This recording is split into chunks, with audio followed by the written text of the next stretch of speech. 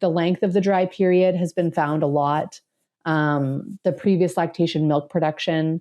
It can also be positively related to colostrum production too, if they're being dried off properly.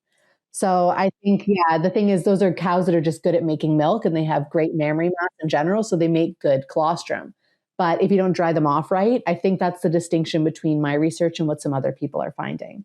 Because before, when I first saw this in my data, I was like, wait, no, people are finding that it's positively related, like a high producer should have good colostrum. But then luckily I looked at the mammary gland level and I saw it was the level of activity during the far off period that was the problem.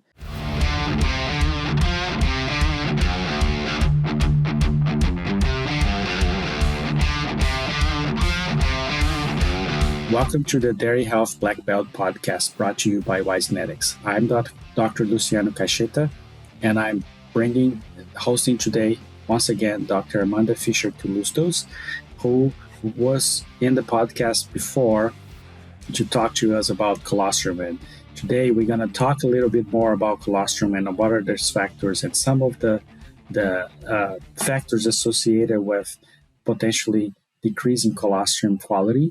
In special, talking a lot about the milk production at dry off. Welcome to the podcast again, Dr. Fischer-Tlustos. Thank you so much. So in the previous episode, we talked about the colostrum and how colostrum being made. We talked about like the different elements there and nutrients and parameters that are in the colostrum.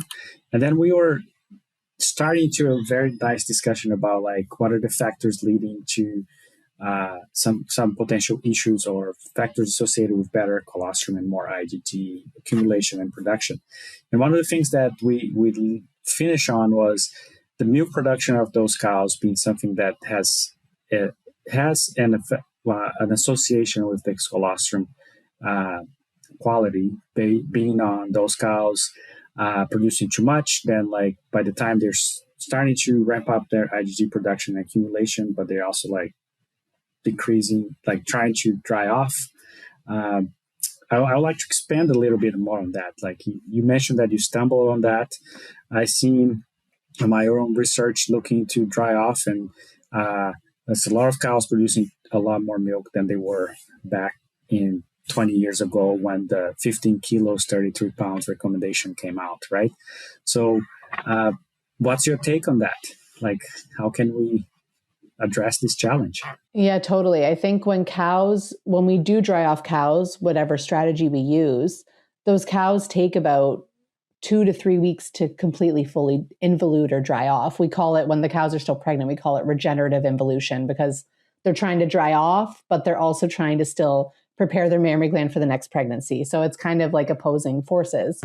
But we have to think it takes them 2 to 3 weeks just to dry off.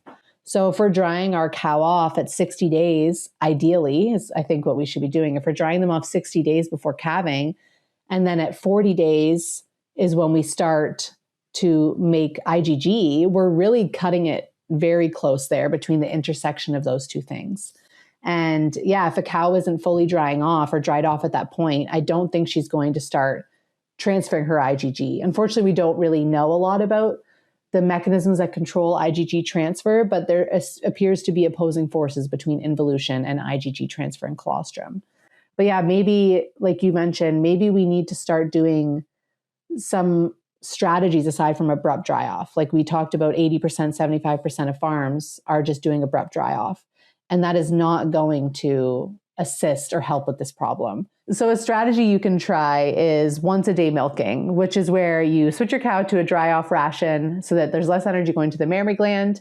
And then you just only milk her in the morning. And that will slowly give her mammary gland the signal, hey, we're not being stimulated as much. It's time to slow down.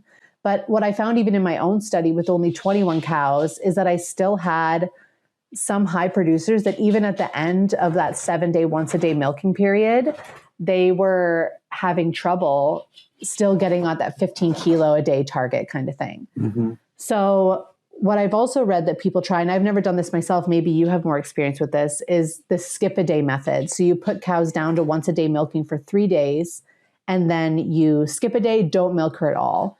and then you'd milk her again, just the morning milking after that. Then you skip a day and you kind of keep going. Ideally, hopefully you're not going more than 7 days, but by skipping the day, it really fully removes that signal, but you don't just abruptly dry her off because you're going to continue it still one more day. And hopefully she's like reduced her milk production by a quarter or a half by the time you've skipped that day. Why Genetics turns podcast airtime into brand authority. We don't sell ads, we elevate voices. Curious how far your voice can go to become a reference in the industry and attract more leads? Scan the QR code and discover how we can turn your expertise into unmatched brand authority. Let's transform expertise into influence, starting now. No, I personally have done that. Like, it's just based on the amount of work that it takes in some of the farms, right, to implement that. It's harder on the commercial farms. I have more experience on some of the strategies and some of the products that are given around dry off that are shutting down milk production a little bit. So it's still part of the abrupt, but leading to them having less milk once they dry off. But we didn't look very closely on the colostrum, and now I wish I had saved those samples to like take a look at it. But it is something it's very near to my heart because something that I'm looking, and it's very nice to see more and more research on the effect, truly like the dry cows and what's happening and how is that affecting colostrum and affecting the cow as a milk producer in the next lactation, because there was too many decades that the dry cows were just back there and like out of mind, out of sight, out of mind, right? So, but it's good. It's good to hear, and it seems that it's again, it's a matter of like balancing, right? Like we can maximize milk production by not giving cows a dry period that's long enough to capture all the milk, but then we might be hurting other aspects. And colostrum is something that's super important, and many people are being challenged by not enough quantity and quality in different times of the year, right? So the when on your project, like I assume it was very controlled per se. It's like was it a specific time of the year, but do you have any other inputs on like this? Like we hear often like the seasonality on the most of quantity. Like I don't see there's some quality variation too, but any input on that aspect of the colostrum production? Yeah, in terms of seasonality, for all the projects I did throughout my PhD, they were quite long. Like they all spanned about 9 months. So we didn't really have a chance to look too much at seasonality because we didn't have enough animals to really parse apart that effect. But yeah, we did some things about nutrition and how close-up nutrition can potentially influence colostrum production. And other people have also done that, like Dr. Sabina Mann at Cornell has done that. There's been many groups in Europe have done that as well. And it seems that research can kind of be all over the map. We don't have one silver bullet nutritional factor that is going to improve colostrum composition or production in general. But yeah, and aside from that, what I'm finding most in the literature, it all is leading a lot to this dry period. I think the length of the dry period has been found a lot. The previous lactation milk production, it can also be positively related to colostrum production too, if they're being dried off properly. So I think, yeah, the thing is those are cows that are just good at making milk and they have great mammary mass in general. So they make good colostrum. But if you don't dry them off right, I think that's the distinction between my research and what some other people are finding. Because before, when I first saw this in my data, I was like, wait, no. People are finding that it's positively related, like a high producer should have good colostrum. But then luckily I looked at the mammary gland level and I saw it was the level of activity during the far off period that was the problem.